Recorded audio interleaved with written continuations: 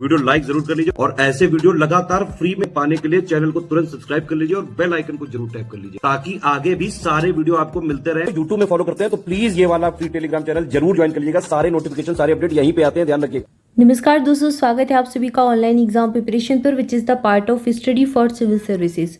दोस्तों UP SSC video के exam के लिए कंप्यूटर देख रहे हैं और लास्ट वीडियो में हमने सॉफ्टवेयर पढ़ा था, अलग अलग सॉफ्टवेयर जाने थे। उसके बाद डॉस के बारे में जाना, फिर हमने और सारे इंपॉर्टेंट तथ्यों को देखा, अलग अलग टर्म्स देखे जो कि कंप्यूटर से रिलेटेड थे, जिसमें हमने सिमुलेटर, स्पाईवेयर, ये सारी चीज़ों को जाना।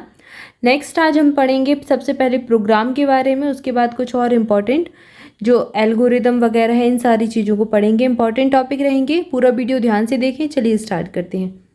सबसे पहले बात करें अगर प्रोग्राम की, तो आप सब जानते ही हैं प्रोग्राम होता क्या है, एक प्रकार का सॉफ्टवेयर ही है। ठीक है, सूचनाओं का एक समूह है जो कंप्यूटर को क्या करता है, निर्देश देता है, कंप्यूटर को इंस्ट्रक्शन देता है।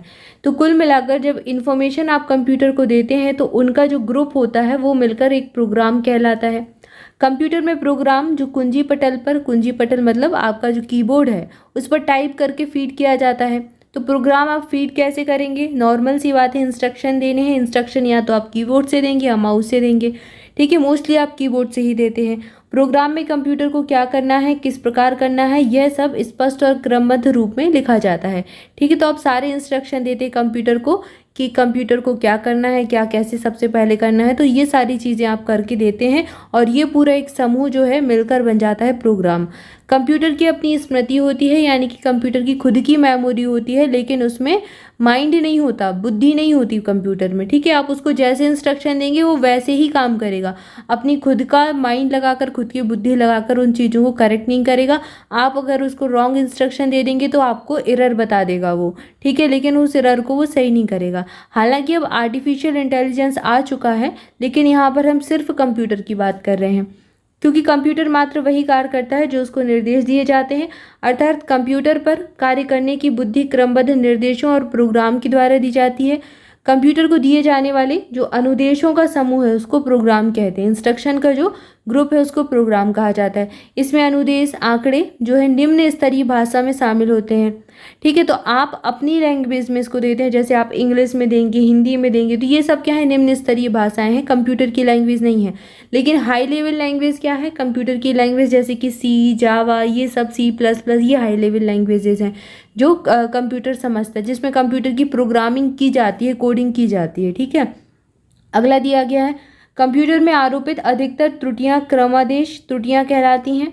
ठीक है, प्रोग्रामिंग जो कंप्यूटर में ज़्यादातर एरर्स होती हैं वो प्रोग्रामिकल एरर्स होती हैं। कंप्यूटर प्रोग्रामिंग में क्रमादेश त्रुटि प्रोग्राम में एक ऐसा दोष होता है जिसके कारण वह प्रोग्राम भली भांति चल नहीं पाता। ठीक है, तो कुल मिलाकर अगर आपकी प्रोग्राम में कोई एरर आ रही है तो वो प्रोग्राम चलेगा नहीं, वो रन नहीं करेगा। और जो एरर आएंगी उनको संकलित और अनुवाद करते समय होती हैं, यानी कि जब आप सारे प्रोग्राम दे देते हैं या फिर आप उसको कन्वर्ट करते हैं तो उसके समय आपको एरर सामने देखने मिल जाती है। आपको वो बता देगा, आपने कोई इंस्ट्रक्शन दिया, वो कन्वर्ट कर रहा है कंपाइलर, या तो उसको मशीन भाषा में चेंज कर रहा है। ठीक है, तो वहाँ पर आपको एरर शो हो जाएगी अगर आपके इंस्ट्रक्शन में कोई गलत इन्फॉर्मेशन चली गई है या फिर कुछ गलत चला गया है जो कंप्यूटर नहीं समझ रहा या फिर वो उसके अकॉर्डिंग नहीं है, तो आपको एरर देखने को मिल सकती है। तो कुल मिलाकर यहीं पर बताया गया है कि सबसे ज़्यादा जो एरर पाई जाती हैं वो क्या होती हैं, प्रोग्रामिंग एरर होती हैं।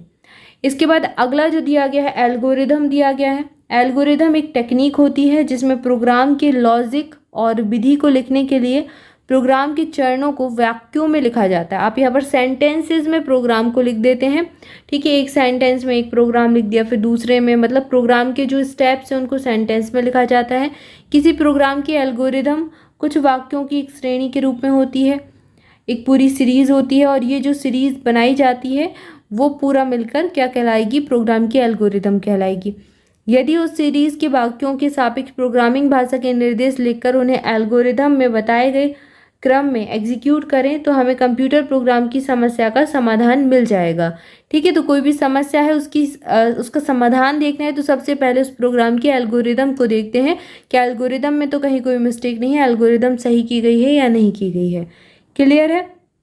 अगला दिया गया फ्लो चार्ट। ये आपने काफ़ी बनाए होंगे अगर स्टार्टिंग में कभी कंप्यूटर पढ़ा होगा स्कूल डेज में, तो फ्लो चार्ट बनाने को आपको पूछे जाते थे। फ्लो चार्ट एल्गोरिदम का चित्रात्मक निरूपण है जिसमें आप स्टेप बाय स्टेप चीज़ों को बताते हैं। सबसे पहले स्टार्ट आ जाएगा, फिर मतलब ऐसे जो है ऐसे ऐसे करके होते हैं, एरो भी होता है, सबका एक अपना मतलब होता है। तो फ्लो चार्ट एल्गोरिदम का चित्रात्मक, अगर उसको एल्गोरिदम जो आपने बनाई है उसको आप चित्र के रूप में दिखा दें तो वो आपका फ्लो चार्ट हो जाएगा। यह डेटा को फ्लो डायग्राम का विकल्प है और यह एल्गोरिदम के निष्पादन मतलब एग्जीक्यूशन के अनुक्रम का प्रतिनिधित्व करता है। ठीक है, कुल मिलाकर आपको एल्गोरिदम किस प्रकार से काम कर रहा है या फिर कैसा है ये आपको बताएगा। इसमें हीरे के आकार के चिन्ह का उपयोग निर्णायक शर्तों के लिए किया जाता है। हीरे का आकार मतलब डायमंड शेप, ये वाला जो है ये आपके रिजल्ट के लिए प्रयोग करते हैं। दिए गए नियमों का परंपरा के दिए गए एक सेट के अनुसार प्रोग्रामर द्वारा लिखे गए निर्देशों की श्रृंखला को सिंटैक्स कहा जाता है। तो जो एक पूरी निर्देश है, जो इंस्ट्रक्शन दिए जाते हैं उनकी श्रृंखला को क्या कहते हैं? सिंटैक्स कहा जाता है, उनको सिंटैक्स कहते हैं। ठीक है, अब यहाँ पर पहला दिया गया एम्यूलेटर। ये क्या होता है? ये एक सिस्टम द्वारा दूसरे सिस्टम के जो है उसको नकल करने के लिए बनाया गया प्रोग्राम होता है। सिम्युलेटर क्या होता है? ये कंप्यूटर गेम्स को क्रियान्वित करने वाला प्रोग्राम होता है। एवेल्यूएटर क्या होता है? ये कंप्यूटर की क्षमता के प्रदर्शन को मापता है कि कंप्यूटर की कैपेसिटी कितनी है, वो एवेल्यूएटर के द्वारा मापते हैं। इसके बाद है पीसीबी, प्रिंटेड सर्किट बोर्ड। ठीक है, ये पीसीबी का फुल फॉर्म है प्रिंटेड सर्किट बोर्ड। ये क्या है? ये कंप्यूटर का जो पाथवे है वो बनाता है, कंप्यूटर का जो प्रवाह पथ है, पाथवे जो है वो बनाता है पीसीबी यानी कि प्रिंटेड सर्किट बोर्ड, इसके द्वारा ये बनाया जाता है। ठीक है, तो ये आपकी एल्गोरिदम और फ्लो चार्ट के बारे में बात हुई। नेक्स्ट अब हम देख रहे हैं बाइनरी नंबर। तो बाइनरी अंक आप सब जानते हैं 0 और 1 होते हैं और ये बाइनरी अंक में लिखी भाषा को मशीनी भाषा कहा जाता है जो कंप्यूटर समझता है। तो कंप्यूटर कैसी लैंग्वेज समझता है? 0 और 1 की लैंग्वेज समझता है। ठीक है, यह एक निम्न स्तरीय भाषा है जिसे कंप्यूटर प्रोसेसर सीधे समझ सकता है तथा क्रियान्वित कर सकता है। उच्च स्तरीय भाषाओं में दिए गए निर्देशों को भी कंप्यूटर कंपाइलर की सहायता से मशीनी भाषा में बदलकर ही समझ पाता है। तो अगर आप हाई लेवल लैंग्वेज में कोई इंस्ट्रक्शन देंगे, जैसे सी में, C++ में, जावा में, पाइथन में, इसमें आपने कोई इंस्ट्रक्शन दिए तो कंपाइलर क्या काम करेगा? सबसे पहले उसको 0 और 1 में चेंज कर देगा, मशीनी भाषा में चेंज कर देगा और फिर समझ जाएगा। लेकिन अगर डायरेक्ट उसको इंस्ट्रक्शन बाइनरी नंबर में दिए गए हैं तो वो डायरेक्ट समझ जाएगा। कुल मिलाकर बात ये है, ये निम्न स्तरीय भाषा है। ये इसमें याद रखें मशीनी भाषा है पर निम्न स्तरीय भाषा है, इसमें कंफ्यूज नहीं करना है। अगला दिया गया है कंप्यूटर के सेंट्रल प्रोसेसिंग यूनिट यानी कि सीपीयू। सीपीयू के द्वारा सीधे संचालित किए जाने वाले निर्देश को मशीन लैंग्वेज या फिर मशीनी भाषा कहते हैं। मशीन भाषा कंप्यूटर की बेसिक भाषा है। ठीक, इसकी बेसिक लैंग्वेज है। आपने अभी देखा ही है कि बाइनरी अंक क्या है, बेसिक भाषा के अंतर्गत ही आते हैं। तो बेसिक भाषा है जो मशीन पर निर्भर करती है। यह एक निम्न स्तरीय भाषा है जिसे कंप्यूटर बिना ट्रांसलेटर प्रोग्राम के समझ सकता है। ठीक है, तो मशीनी भाषा है कंप्यूटर की खुद की बात, मतलब कंप्यूटर जो समझता है वही भाषा है, तो बिना ट्रांसलेटर के समझ जाएगा, ट्रांसलेट करने की जरूरत ही नहीं है। ये केवल 0 और 1 अंकों के प्रयोग से निर्मित श्रृंखला से लिखी जाती है। मशीन भाषा में प्रत्येक निर्देश को 2 भाग में बांटा जाता है। 2 भाग इसके होते हैं। पहला भाग होता है क्रिया संकेत और दूसरा भाग होता है स्थिति संकेत। क्रिया संकेत क्या करता है? ये कंप्यूटर को बताता है कि क्या करना है, और स्थिति संकेत क्या करता है? ये कंप्यूटर को बताता है कि आंकड़े कहाँ से प्राप्त करने हैं, जो डेटा है वो कहाँ से आपको प्राप्त करना है और कहाँ पर उसको स्टोर करना है। तो स्थिति संकेत उस आंकड़ों को प्राप्त करने और स्टोर करने के बारे में बताता है, और जो क्रिया संकेत है वो क्या बताएगा? क्रिया के बारे में, करना क्या है एक्चुअल में ये बताएगा। ठीक है, तो ये इसके मशीनी भाषा के निर्देश के 2 भाग हैं। ठीक है, निर्देश के। अगला दिया गया असेंबलर, इसके बारे में जानते हैं। असेंबलर क्या करेगा? ये असेंबली भाषा को मशीनी भाषा या फिर निम्न स्तरीय लैंग्वेज में परिवर्तित करता है। कंप्यूटर केवल बाइनरी संकेत 0-1 को समझता है। मशीनी भाषा के अतिरिक्त अन्य सभी प्रोग्रामिंग भाषाओं में 0-1 के अतिरिक्त अन्य अंकों और अक्षरों का भी यूज़ होता है। ठीक है, अन्य अक्षर मतलब 9, 8, 7 सबका यूज़ करेंगे। अक्षर मतलब ABCD सबका यूज़ करेंगे। तो असेंबलर क्या करेगा? असेंबली भाषा में लिखे गए प्रोग्राम को मशीनी भाषा में बदलने में कंप्यूटर की मदद करेगा। क्लियर है? इसके बाद असेंबली भाषा में 0-1 की अपेक्षा अल्फा न्यूमेरिक सिंबल्स में प्रोग्राम लिखे जाते हैं जिन्हें आसानी से याद किया जा सकता है। जैसे जोड़ने के लिए ऐड का प्रयोग, घटाने के लिए सब का प्रयोग, तुलना के लिए CMP यानी कंपैरिजन से ये शॉर्ट फॉर्म बन गया CMP। ठीक है, इसी तरह सिंबल्स को निमोनिक्स कोड कहा जाता है। इनको क्या कहते हैं? निमोनिक्स कोड कहते हैं। परंतु इस भाषा का प्रयोग एक निश्चित संरचना वाले कंप्यूटर तक ही निश्चित है, इसलिए इस भाषा को निम्न स्तरीय भाषा कहा जाता है। ठीक है, तो असेंबली भाषा क्या है? एक निम्न स्तरीय भाषा है। और असेंबलर क्या करता है? ये इस भाषा को मशीनी भाषा में चेंज कर देता है। क्लियर है? और ये निमोनिक्स में लिखी जाती है। ठीक है, निमोनिक्स कोड जैसे सब लिख दिया, सब्ट्रैक्ट का एडिशन के लिए ऐड लिख दिया। अगला दिया गया असेंबलर एक ऐसा ट्रांसलेटर प्रोग्राम है जो असेंबली भाषा में लिखे गए कोड से इनपुट लेकर मशीन कोड के रूप में आउटपुट देता है। और ये 2 प्रकार के होते हैं। 2 प्रकार कौन कौन से? एक तो सेल्फ असेंबलर होता है, दूसरा क्रॉस असेंबलर होता है।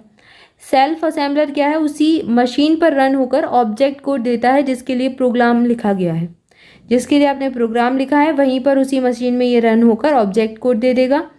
और क्रॉस असेंबलर ऐसा प्रोग्राम है जो किसी अन्य कंप्यूटर पर रन होने के लिए बनाए जाते हैं। ठीक है, तो ये 2 प्रकार के होते हैं।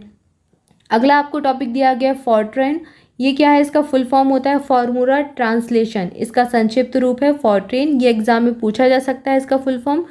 इसके आगे ये है क्या? ये फॉर्ट्रेन बीजगणित पर आधारित उच्च स्तरीय भाषा है। ये एग्जाम में पूछ सकते हैं, इंपॉर्टेंट फैक्ट है ये गणितीय कार्यों, सूत्रों और गणनाओं को करने के लिए इंपॉर्टेंट है। इसके लिए पूर्णतः सक्षम है। तो आपसे पूछ सकते हैं कि बीजगणितीय गणनाओं के लिए कौन सी भाषा का प्रयोग किया जाता है, कौन सी भाषा यूज़ की जाती है? तो फॉर्ट्रेन की जाती है। और फॉर्ट्रेन एक हाई लेवल लैंग्वेज है, ये याद रखना है, उच्च स्तरीय भाषा है। ठीक है, इसको मत भूलें। अगला दिया गया है इसका उपयोग वैज्ञानिक और इंजीनियरों के द्वारा किया जाता है।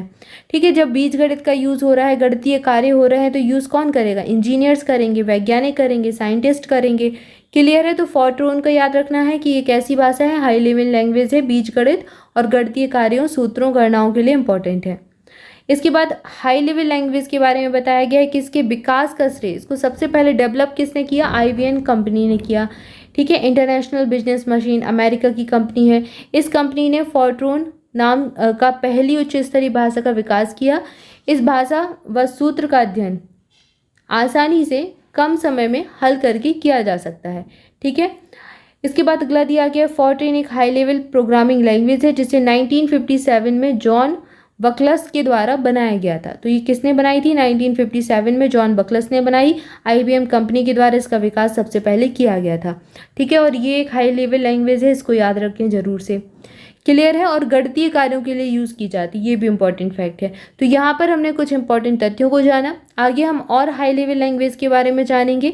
तब तक के लिए आप सभी चैनल के साथ जुड़े रहें। वीडियो को लाइक जरूर कर दें, चैनल को सब्सक्राइब जरूर कर दें। मोर अपडेट के लिए हमारा टेलीग्राम ग्रुप ज्वाइन करें, उसकी लिंक आपको डिस्क्रिप्शन में मिल जाएगी। इसके अलावा अगर आप स्टडी फॉर सिविल सर्विसेज की कोई भी पेड ग्रुप लेना चाहते हैं किसी भी एग्जाम के लिए, तो डिस्क्रिप्शन में दिए गए कॉन्टैक्ट नंबर पर कॉल करके जानकारी ले सकते हैं, आपको पूरी इन्फॉर्मेशन मिल जाएगी। आज के लिए इतना ही, मिलेंगे नेक्स्ट वीडियो में। Thank you so much.